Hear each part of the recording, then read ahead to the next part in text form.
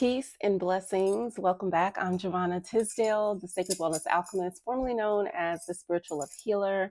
I am really excited because one, I am feeling better. The past couple of weeks, I was not feeling well. I had some sort of cold that had been going around, and it was not pleasant.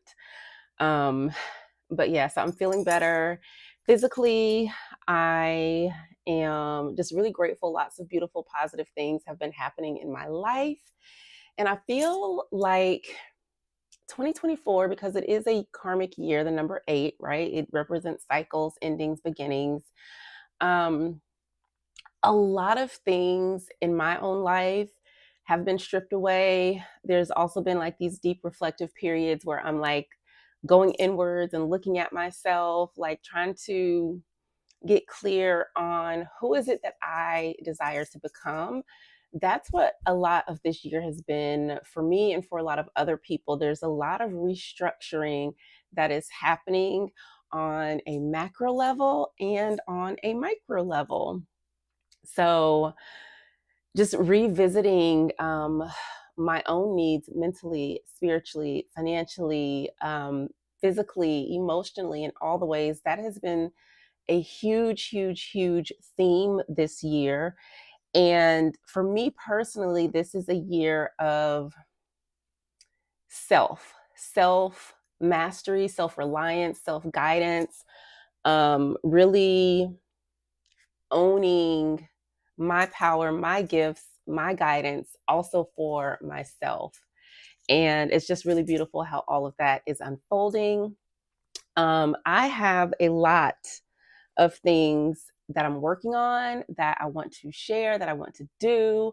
So I'm trying to, because it was like a 2-week period of reflection and shifting with me not feeling well because I couldn't see clients physically.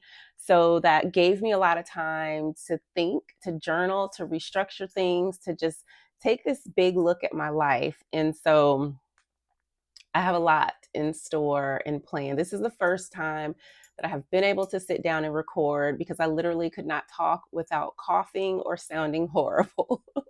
So I'm really grateful to be able to share this video. One of the things I want to talk about really quick is bee medicine. Bee has been around me a lot, and it's very interesting because we're in the fall time when typically we don't see them as much. I literally had 2 bees flying around me. I'm not afraid of them. One bee landed on me and climbed into my pocket. And I thought that was very beautiful because bees, one, they represent community.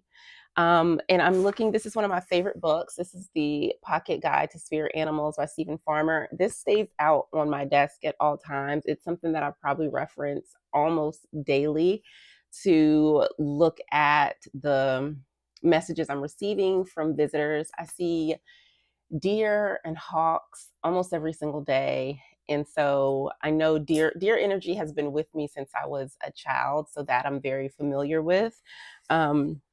So B, which is really funny because of everything I just talked about, says it's time to get organized and get to work on the idea that you want to implement and develop.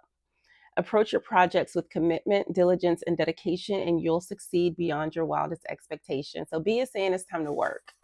The hive, all the bees have jobs and they have to go out and collect the pollen so that they can come back and make the honey and feed the hive so that the queen can continue to produce and that the hive grows, and it helps us in our ecosystem as well. So when I think about bee as it relates to community and work, it's also a reminder that the little things we do each day have significant repercussions or impacts on what happens tomorrow. So choosing to watch Netflix instead of going for a walk, in the moment, it may feel good, but over time, it's going to compound and it's going to impact my goal of wanting to be in better health, better fitness, better shape.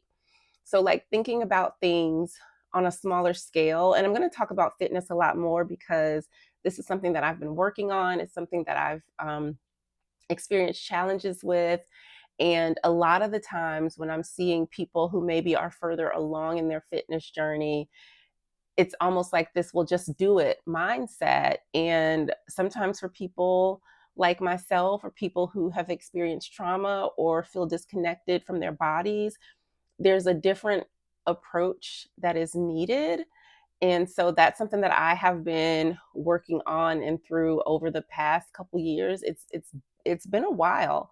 And then I've had several things happen in my personal life that actually kind of like distracted me, or there were periods of times where I wasn't able to work out due to injuries and things like that. So having that routine that I was building be disrupted, it was very disappointing and disheartening. And it's just like, man, and once you get out of that habit, it can be such a hard thing to get back into it. So I really want to be able to provide support around that, because I know that's something that I have struggled with.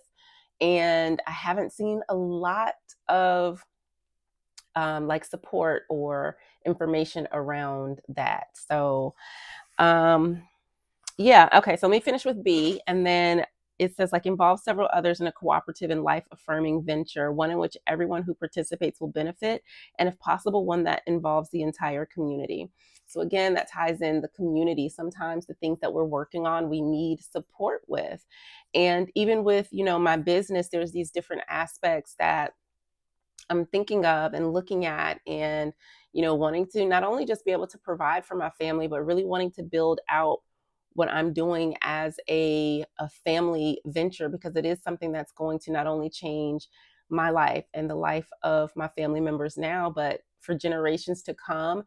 And it also serves the community at a grand scale. There are so many levels and layers to what it is that I'm doing with the Culture Spa and Sacred Wellness Alchemy, that I'm deeply grateful and excited for. It felt like I was like abandoning all of the work that I did before, and it's not. It's all woven in. So the relationship stuff with the shamanic money stuff, just all of these things are woven into what Sacred Wellness Alchemy means, and I am so excited about that. This was not what I wanted to talk about, but this is the direction that things went in. So what I'll do is just post this as an update video and then come back and talk about why I'm here, because it ties into the changes and things that I was mentioning before. Like, I finally got to a space where I feel that my tarot collection is complete, and like that just feels really, really good to me. So I'm going to share more about that in a separate video. My plan is to do a video at least once a week. I've been releasing like videos that have been sitting in drafts for a long time. Some of these videos are like years old. So you'll be seeing some of those things come out, as well as with me doing new videos. I would like to start getting back into doing collective or, situational based readings like I was doing before, and just sharing more, because I really enjoy doing that. So stay tuned. Thank you for listening to like my little updates and stuff. And then come right back, because I want to share a new deck with you, as well as talk about my deck collecting journey. I will see you again soon. Until then, take care. Peace.